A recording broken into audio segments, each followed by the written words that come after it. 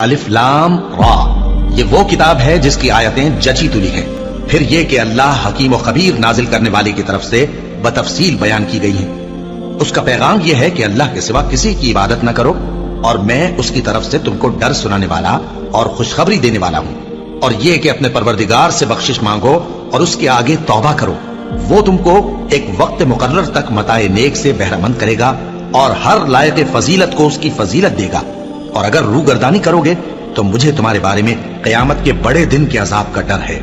تم سب کو اللہ کی طرف لوٹ کر جانا ہے اور وہ ہر چیز پر قادر ہے۔ دیکھو، یہ اپنے سینوں کو دوہرا کرتے ہیں تاکہ اللہ سے چھپ جائیں۔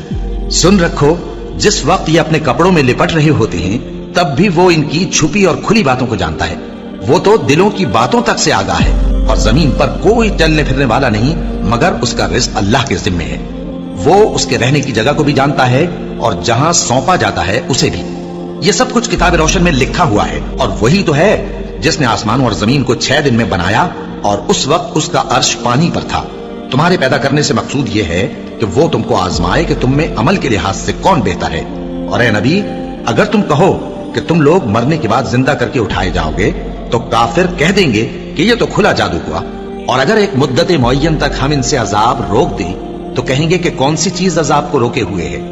دیکھو، جس روز وہ ان پر واقع ہوگا پھر ٹلنے کا نہیں، اور جس چیز کا یہ مذاق اڑاتے ہیں وہ ان کو گھیر لے گی۔